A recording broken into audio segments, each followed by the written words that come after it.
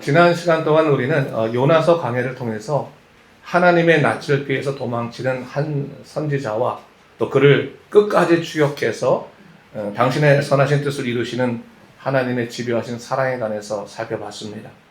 오늘은 그 마지막 시간으로 손바닥으로 하나님도 나도 가릴 수 없다라는 제목으로 주의 말씀의 은혜를 나누고자 합니다. 우리나라 속담에요, 손바닥으로 하늘을 가린다, 가리지 못한다, 이런 말이 있잖아요. 그렇죠? 네. 손바닥을 내 눈앞에 가까이 되면 마치 하늘이 가려진 것처럼 보입니다. 그렇다고 하늘이 사라진 것은 아니죠. 단지 내 시야에서 사라졌을 뿐 여전히 하늘은 광활하게 그 자리에 있습니다. 그래서 이 속담은 작은 수단이나 거짓으로 큰 진실이나 사실을 숨길 수 없다, 그런 의미에서 많이 사용되지 않습니까? 근데 여러분, 신앙생활도 좀 비슷한 것 같아요. 우리는 종종 나의 좁은 생각, 나의 아집, 나의 편견으로 이 작은 손바닥으로 하나님의 위대하신 뜻을 가리려고 할 때가 있는 거예요. 그래서 내 손으로 내 눈을 앞에 다 가리고는 하나님도 하실 수 없다, 어쩔 수 없는 것이다, 이게 맞다라고 생각하면서 하나님의 역사를 부인하려고 할 때가 있습니다. 하지만 여러분, 아무리 손바닥으로 내 눈을 가린다고 할지라도 하나님의 통치와 섭리는 가려지지 아니하고, 동시에 하나님 앞에서 벌거벗은 우리의 실체 또한 절대로 가려지지 않습니다. 우리는 언제나 하나님 앞에 그대로 노출되어 있어요. 코람데오, 하나님 앞에 있다라고 하는 것을 잊지 말아야 돼요. 바로 그러한 사실을 오늘 본문인 요나서 4장이 그대로 증거하고 있다라고 할 수 있는 거죠. 요나가 하나님의 엄청난 부흥의 역사 앞에서 자기 손바닥으로 그 눈을 가리고 자기 모습을 감추려 한다 할지라도 하나님은 그 모든 것을 보고 알고 계시다라고 하는 것을 성경은 얘기하고 있는 것입니다. 그런 의미에서 오늘 우리가 이 말씀을 통해서 우리의 영적 실체를 좀 확인했으면 좋겠다 생각이 들어요. 그리고 하나님의 은혜 안에서 우리가 어떻게 회복해 갈 것인가를 좀 진지하게 좀 생각해 보자는 것입니다. 자, 이 전체니까 우리 요나서 전체를 다시 한번 확인해 보는 거니까 요나서 1장 1절 기억나세요? 어떻게 시작됩니까? 여호와의 말씀이 아미떼의 아들 요나에게 임하니라. 자, 요나가 누구라고 말합니까? 하나님의 말씀을 듣고 선포하는 선지자였다, 그렇게 얘기하고 있어요. 그 누구보다도 하나님의 음성에 민감해야 됐고 그 뜻에 즉각적으로 반응해야 되는 사람이 바로 요나, 선지자 요나였다라고 하는 겁니다. 하지만 자신이 그렇게 증오하는 아수르에 대한 하나님의 구원의 계획을 알게 되자 그는 견딜 수가 없는 겁니다. 여러분, 우리도 신앙생활하다 보면 하나님의 뜻을 몰라서 순종하지 못할 때보다도 하나님의 뜻을 너무 잘 알아요. 너무 잘 알겠어. 근데 내 마음, 내 생각이나 내 감정이 이를 용납하지 못하는 거예요. 그래서 그것과 부딪혀서 순종하지 못할 때가 있단 말이죠. 바로 하나님의 뜻과 내 뜻이 충돌할 때 우리는 영적인 혼란을 느끼게 되고 일종의 부정적인 반응이 일어나요. 크게 보면 세 가지 반응이 있을 수 있어요. 그 첫 번째 반응이 뭐냐면 하나님으로부터 도망치고 숨는 것입니다. 요나서 1장에 보면 우리가 요나를 통해 이미 이런 모습을 살펴봤잖아요. 하나님께서 요나에게 너는 일어나서 저 큰 성읍 니느웨로 가서 외치라 라고 말씀하셨는데 그는 그게 싫은 거예요. 어떡합니까? 반대 방향, 그렇죠? 요바에 가서 배를 타고 반대 방향이 다시스를 향해 도망쳤다라고 하는 거죠. 영적인 청개구리가 됐다, 우리 이미 얘기를 했습니다. 그는 배를 타고 가되 배에서도 뭐예요? 숨기 위해서 가장 배 밑창으로 내려가서 그리고 생각하기 싫어서 잠을 청했죠. 이걸 우리 뭐라고 말해요? 물리적인 도피다. 하나님의 뜻을 실천하기 싫어서 물리적으로 도피하는 거예요. 근데 하나님께서 이런 요나에게 풍랑을 보내시고 또 큰 물고기를 예비하셔서 그의 이러한 물리적인 도피 계획을 좌절시키셨죠. 실패로 돌아가게 만드셨습니다. 하나님께 딱 붙잡힌 바 됐으니까 다시 하나님이 원하시는 방향으로 가는 거예요. 두 번째로 하나님 뜻을 순종하는 척하되 마음은 담지 않은 건성 순종을 할 수가 있어요.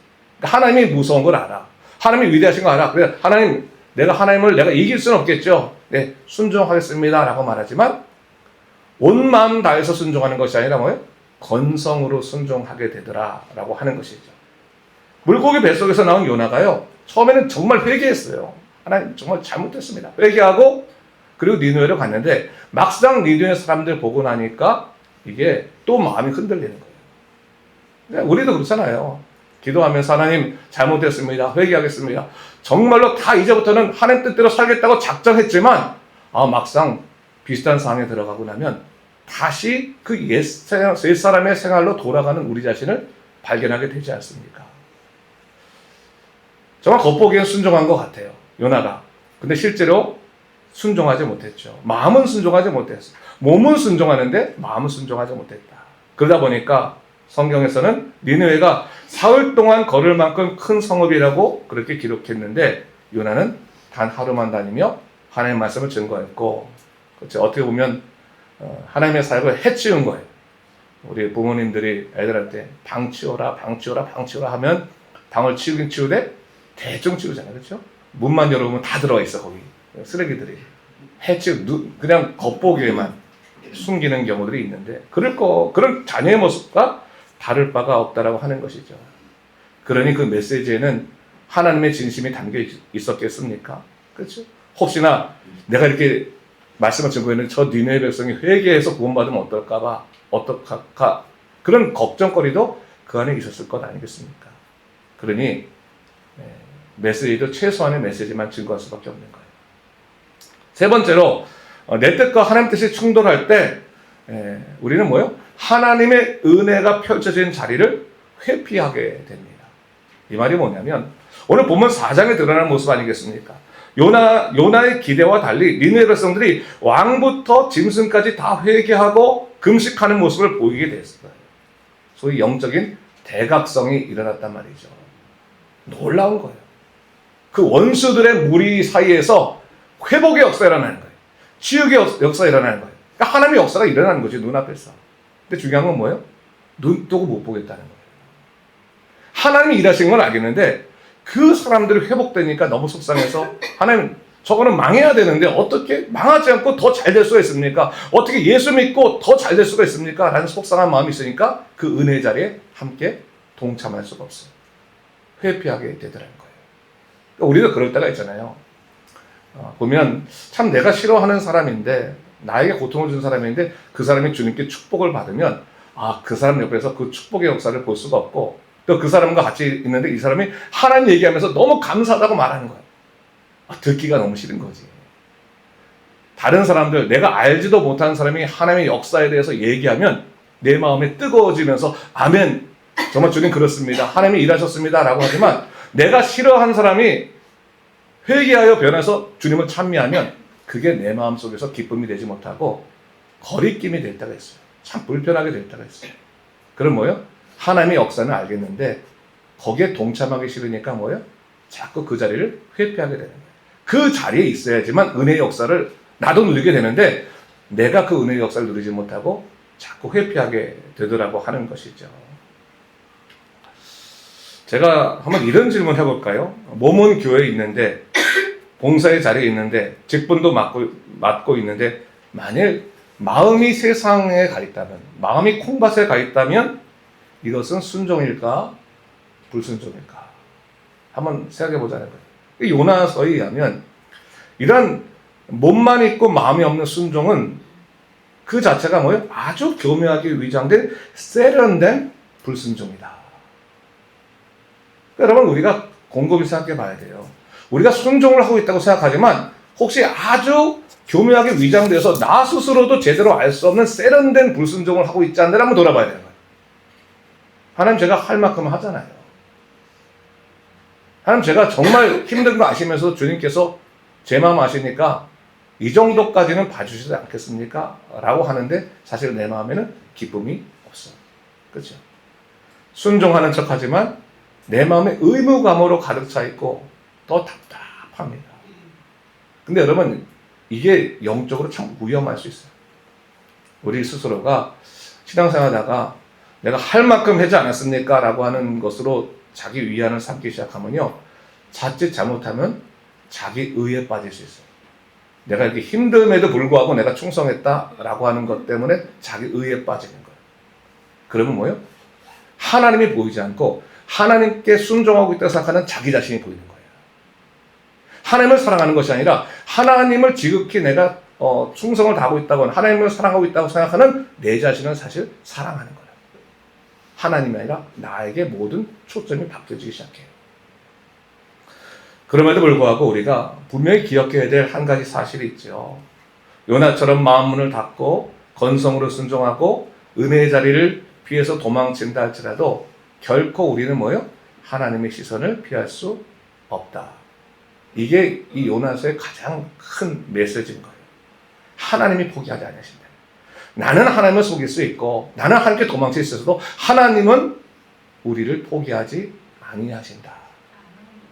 시편 139편 7절에서부터 10절까지 이렇게 고백하지 않습니까? 시편 기자가 내가 주의 영을 떠나 어디로 가며 주의 앞에서 어디로 피하리까?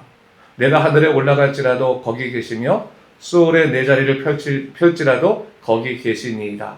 내가 새벽 날개를 치며 바다 끝에 가서 거주할지라도 거기서도 주의 손이 나를 인도하시며 주의 오른손이 나를 붙드시리이다.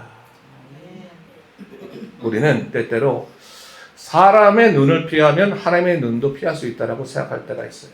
착각이죠. 그래서 일단 교회 안에 들어오면 힘든 표정을 짓지 않는 거예요. 항상 거룩한 표정을 짓고, 그렇죠? 봉사의 자리에서도 벗어나지 않으려고 하는 거예요. 내 마음에 미움도 있고 시기나 질투가 있는데도 불구하고 그렇게 하더라고 하는 것이죠. 하나님께서는 그런 우리 마음을 다 꿰뚫어 보세요. 근데 여러분, 저는 이렇게 좀 얘기하고 싶어요. 이런 얘기하면요, 보통 교인들이 그래요. 저는 그렇게 불순종하는 마음으로 순종하는 것이 좋지 않겠어요. 그럼 저는 순종하지 않겠습니다. 이렇게 말하는 사람도 있어. 때때로 보면. 근데 그게 아니라는 거예요. 하나님이 요나를 처음 선택하실 때 그가 얼마나 니느웨를 싫어하는지 모르면서 선택하셨겠어요. 야, 내가 너 선택했다고 났더니 너가 그렇게 싫어하는지 몰랐다? 아니, 알고 계셨죠. 하나님께서 요나에게 명령하실 때 그가 자기를 피해서, 자기 명령을 피해서 니느웨 다시스로 도망갈지 모르셨겠냐는 거예요. 다 알고 계시지 않습니까? 그가 물고기 뱃속에서 나와서 니느웨에 가서 건성으로 사역을 할 줄 다 알고 계셨어요. 하나님께서는 요나의 모든 가능성과 기질, 그 못난 성품까지도 다 알고 계셨다라고 하는 거예요. 그럼에도 불구하고 하나님께서 니느웨를 구원하시는 도구로 굳이 요나를 고집하신 이유가 무엇이었겠냐는 거예요. 요나가 못하면 넌 다른 애 선택하겠다 이렇게 말씀 안 해요. 끝까지 요나를 붙들고 요나를 통해서 니느웨를 구원하신 이유가 뭐겠냐고 하는 것이죠. 그 하나님의 구원 계획에는 뭐예요? 니느웨 백성들의 회개뿐만 아니라 모두 포함되어 있어요. 요나의 회복도 포함되어 있다라고 하는 거예요. 하나님 어떻게 그렇게 싫은 저를 갖고 이렇게 일하게 하세요? 나는 네가 하는 일도 중요하지만 네가 중요해. 네가 중요하다. 그래서 하나님께서 우리를 귀찮게 하시면서 우리를 자꾸 당신의 그 믿음의 자리 가운데 우리를 초청하시고 부르시고 한다고 하는 사실이죠. 하나님께서는요, 니느웨라고 하는 불신자들을 구원하는 것만큼이나 하나님을 믿는다고 하면서 정작 하나님의 마음을 잃어버린 고장난 선지자 요나를 고치길 원하셨어요. 그러니까 오늘날 우리가 이것을 인정해야 돼요. 때로는 하나님 제가 고장났어요. 마음이 고장났어요. 하나님 제가 생각이 고장난 것 같아요. 감정이 고장난 것 같아요. 내 마음 가운데 기쁨이 없어요. 그걸 인정해야 돼요. 하나님 저 고장났어요. 근데 하나님께서 그 고장난 우리를 고치길 원하시는 거예요. 근데 참 아이러니하게도 당신의 놀라운 사역을 맡기심으로 인해서 우리를 고치시더라는 거예요. 우리 그냥 내버려 두시면 좋을 텐데 하나님 저 그냥 내버려 두세요. 지금 고장났으니까 사용해도 소용없습니다 라고 생각하고 그냥 저는 지금 쉬겠습니다. 쉬는 시간입니다. 방학입니다. 라고 하고 그 방학을 인정하시는 게 아니라 우리 오히려 더 귀찮게 당신의 그 사역의 자리를 우리를 부르셔서 우리로 하여금 정말 무력한 우리 자신을 경험하게 하면서 무능한 우리 자신을 경험케 하면서 우리를 고쳐가시더라는 거예요. 그게 바로 요나서에 나오는 내용 아니겠습니까? 우리가 손바닥으로 하늘을 가릴 수 없듯이 우리의 손으로 하나님을 가릴 수 없어요. 하나님은 위대한 통치, 나를 향한 그 집요하신 사랑을 우리가 막을 수도 없고, 더 나아가서 뭐예요? 우리 자신을 하나님 앞에 가릴 수도 없다라고 하는, 내 손바닥으로. 요나서는 그래서 단순한 니느웨에 대한 구원의 이야기가 아니라 하나님께서 고집불통인 요나를 어떻게 다루시는가, 또 그 과정을 통해서 요나의 마음 깊은 곳에 있는 위선과 교만을 어떻게 당신의 수술대 위에 올리시는가를 보여준 책이다 라고 볼 수 있는 겁니다. 자, 그렇다면 요나서 4장에 드러난 요나의 영적 상태를 한번 우리가 좀 보자는 거예요. 여러분, 영적 건강 검진표가 있다면 요나는 뭐냐면 중증 상태예요. 당장 입원해야 되는 상태란 말이에요. 왜? 여러분, 우리 입원이 왜 돼요? 우리가 어떤 프로토콜이 있는데 정확하게 프로토콜이 제대로 가지 않으면 입원하는 거야. 이 뭔가 이게 중간에 어그러지면 이게 건강에 우선 위험시라고 왔다는 거 아니겠습니까? 근데 오늘 어디서 그의 위험시를 찾아볼 수 있냐면 그의 기도를 통해서 위험신호를 찾아볼 수 있어요. 2절 말씀 한번 보십시오. 요나가 기도를 합니다. 여호와께 기도하여 이르되 여호와여 내가 고국에 있을 때 이러하겠다라고 말씀하지 아니하였나이까. 그러므로 내가 빨리 다시스로 도망하였사오니 주께서는 은혜로우시며 자비로우시며 노하기를 더디하시며 인내하시사 뜻을 돌이켜 재앙을 내리지 아니하시는 하나님이신 줄을 내가 알았습니다. 자, 지난주도 말씀드렸지만 요나의 기도는 참으로 놀랍게도 출애굽기 34장 6절에 나타난 하나님의 성품을 정확하게 인용하고 있어요. 그러니까 그는 신학적으로 아주 매우 정확한 지식을 갖고 있는 사람이라는 거예요. 영적 지식. 하나님은 은혜롭고 자비롭고 노하기를 더디하시는 분이시라고 하는 정답을 알고 있었어요. 그렇다면 그의 이런 정확한 그 신학적 지식이 그의 신앙생활을 온전하게 만들었냐, 기쁘게 만들었냐? 그렇지 않다는 거죠. 요나의 기도는 지식적으로는 정확했지만 실제로 그 내용은 뭐예요? 항변이고 뭐예요? 찬양이 아니라 불평이었다라고 하는 것을 우리가 보게 됩니다. 그렇다면 그의 기도가 왜 이렇게 뒤틀릴 수밖에 없었을까? 그 이유를 1절에서 찾아볼 수가 있습니다. 1절 말씀 우리 다 같이 한번 읽어볼까요? 시작. 요나가 매우 싫어하고 성내매. 그렇죠. 요나가 매우 싫어하고 성내며 2절에서 뭐요? 여호와께 기도하여 아뢰래. 이렇게 나가잖아요. 이게 가능한 일일까요? 매우 싫어하고 성내며 기도한다. 이게 프로토콜로 이게 정확히 가는 거냐는 거예요. 그러니까 우리 보통 너무 싫으면, 너무 화가 나면 뭐예요? 기도가 막힙니다. 기도 막혀요. 차라리 그렇게 화가 나면 친구 불러다가 하소연하고 밖에 나가서 소리 지르지 기도하지 않습니다. 근데 요나는 지금 머리에 분노가 머리 끝까지 이게 난 상태에서 막 싫어서 막 죽을 것 같은데, 그런데 뭐예요? 기도하고 있다라고 얘기하고 있는 거예요. 어떻게 보면 요나 입장에서는 기도의 형식을 빌려서 하나님께 화풀이하고 있는지도 모르겠습니다. 이것이 요나의 영성이 얼마나 뒤틀려 있는가를 보여주는 단적인 예죠. 머리로는 하나님이 누구신지를 알고 있지만 가슴으로는 하나님의 사랑과 긍휼 같은 성품은 없었던 것입니다. 지식은 있는데 뭐예요? 삶이 없었다고 하는 것입니다. 근데 여러분, 여기서도 우리는 하나님의 역설적인 은혜를 발견하게 되죠. 우리가 요나처럼 엉망진창인 상태로 분노와 원망을 가질 때, 그러면서 하나님께 나아갈 때 하나님은 우리에게 건방지다라고 말씀하시면서 내어치시는 것이 아니라 오히려 그 기도를 더 깊이 들어주시더라라고 하는 것을 얘기하고 있는 거예요. 그러니까 오늘 본문을 잘 보면요, 요나가 스스로 화가 나서 기도의 자리로 나간 것이 아니라 사실은 뭐예요? 하나님께서 그의 비정상적인 상태를 아시고 오히려 그를 기도의 자리로 초청하셔서 그와 대화하시더라라고 보는 것이 더 맞다라는 것이죠. 여러분, 하나님께서 우리가 완벽하기 때문에 만나주시는 것이 아니죠. 그렇게 생각하면 착각이죠. 우리의 찌그러진 모습, 화난 모습, 이해할 수 없이 대들기까지 하는 모습도 다 받아주시는 거예요. 여러분, 그렇지 않습니까? 왜냐하면 뭐예요? 그것이 그를 향한 하나님의 치유의 시작이기 때문에 그래요. 우리 하나님 향해서 하나님 이건 아니지 않습니까? 하나님 저 너무너무 화가 났어. 막 따져들고 그럴 때 그게 뭐예요? 하나님 앞에서는 그래 잘 말하고 있다. 그게 회복의 시작이다 라고 말씀해 주시는 거예요.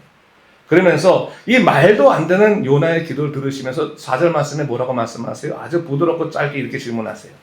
네가 성내는 것이 옳으냐.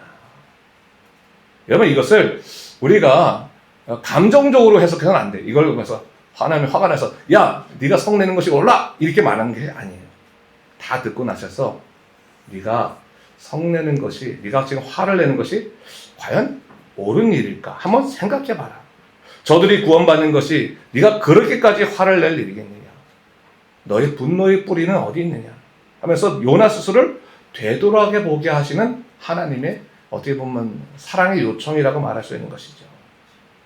근데 문제는 뭡니까? 요나가 이러한 하나님의 부드러운 질문에도 불구하고 대답하지 않고 행동합니다. 어떻게 행동해요? 5절 말씀 보니까 그가 성읍에서 나가서 성읍 동쪽에 앉아서 초막을 짓고 그늘 아래에 앉아서 성읍에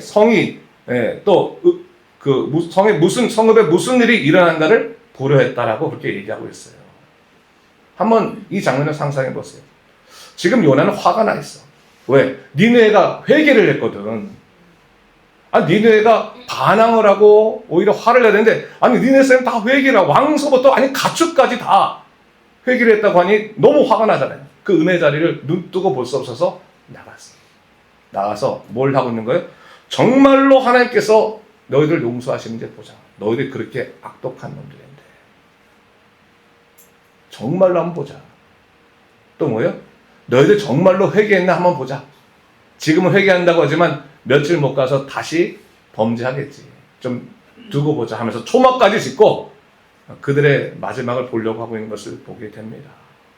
근데 여러분, 우리의 믿음이 병들 때 가장 뚜렷하게 드러나는 증상 중에 하나가 바로 이건 거예요. 뭐예요? 내가 참여자가 아니라 뭐예요?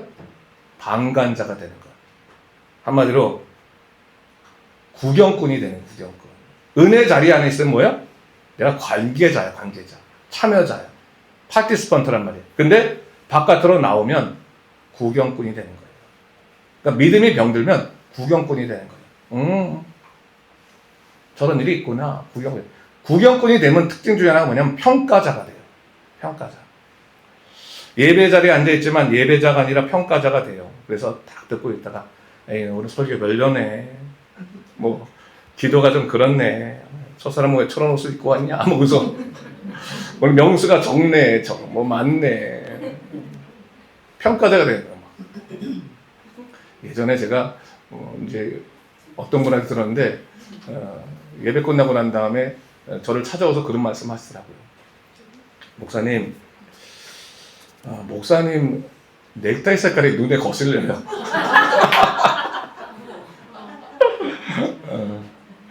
그래서 내가 그러세요? 뭐 어떡하겠어. 어떤 색깔을 참으면 좋을까 했더니 거슬리지 않는 색깔이요. 그게 더 어렵지, 그렇죠? 거슬리지 않는 색깔이 도대체 뭘까? 그런데 그럴 수 있는 거예요. 예배에 몰입하지 못하는 거지. 넥타이 색깔 때문에 예배에 몰입하지 못했다는 그날. 근데 이건 너무 단적인 예지만 스피커의 상태에 따라 사람들이 왔다 갔다 어떤 기침하고 그렇지 않습니까? 그런 것들이 다 우리 예배를 몰입하는데 방해돼서 스스로 내가 예배 못 드렸다고 하는 거의 이유가 된다면 사실은 어쩌면 우리가 지금 참여자보다는 어떻게 평가자가 되고 있지 않나 한번 생각해 볼 필요가 있는 것이죠. 여러분, 하나님이 일하시는 생생한 현장에서 발을 빼고 멀리 떨어져 판단만 하고 냉소적인 태도를 갖는 것, 이것이 바로 뭐예요? 영적 침체 징후 중에 하나이다 라고 하는 거예요. 한번 이런 생각해 볼 수 있어요. 요즘 한국 교회가 참 여러 가지로 우리 어렵죠. 그렇죠? 욕도 많이 먹고 어렵죠.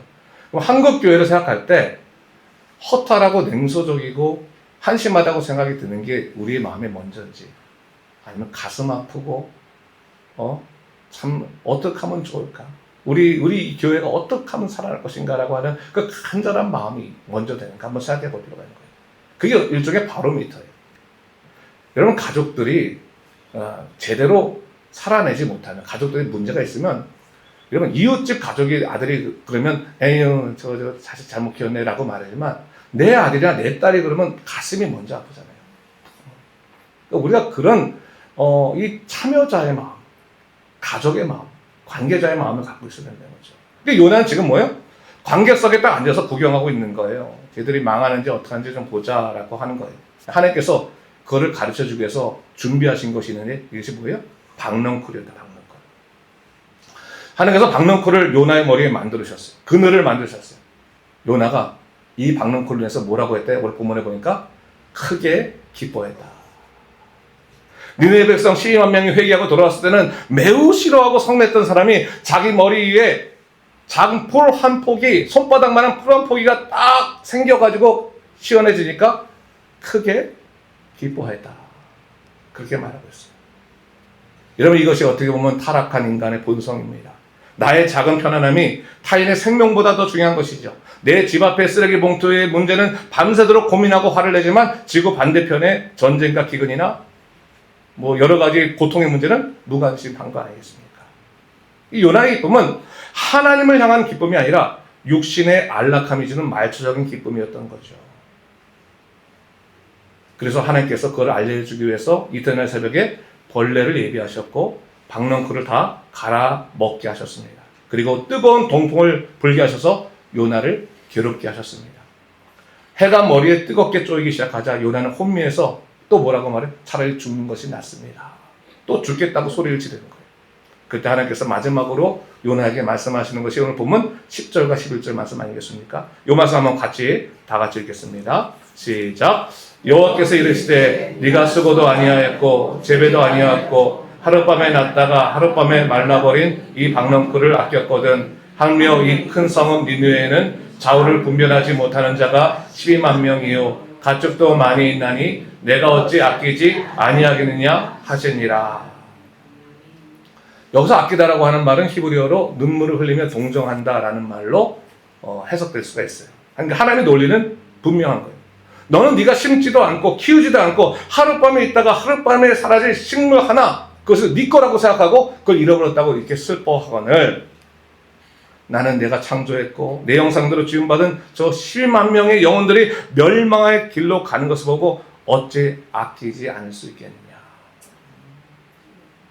한마디로 뭐예요? 요나 네 마음에는 내 마음이 없구나.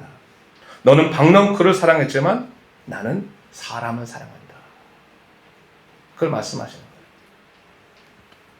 이 요나서를 관통하는 하나님의 마음, 이 선교적인 마음이라고 볼 수 있는 것이죠. 근데 여러분, 이 요나서의 11절 말씀이 마지막 절인데 이게 하나의 질문으로 끝이 나요. 내가 어찌 아끼지 아니하겠느냐. 거기에 대한 요나의 대답은 드러나 있지 않습니다. 요나가 회개했는지 아니면 끝까지 고집을 부렸는지 성경은 침묵하고 있는 것을 보게 됩니다. 소위 열린 결말로 이 요나서가 끝이 나버려요. 저는 하나님께서 이 요나서를 왜 이렇게 미완성처럼 끝맺었을까 한번 생각해 봤어요.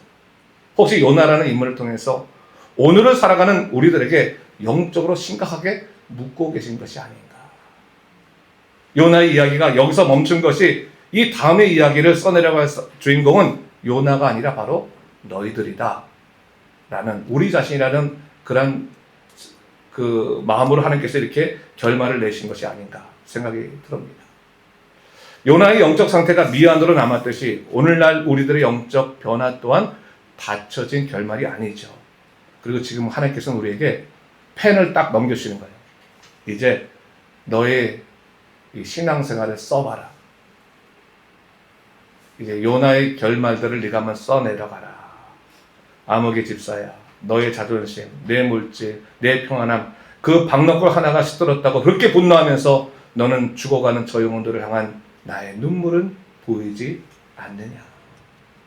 그걸 주님께서 말씀해주고 있는 것이죠. 전 그런 의미에서 우리가 하나님 앞에서 어떤 태도를 취하느냐에 따라서 나의 요나서, 나의 신앙 스토리의 결말이 결정될 수 있다고 봅니다.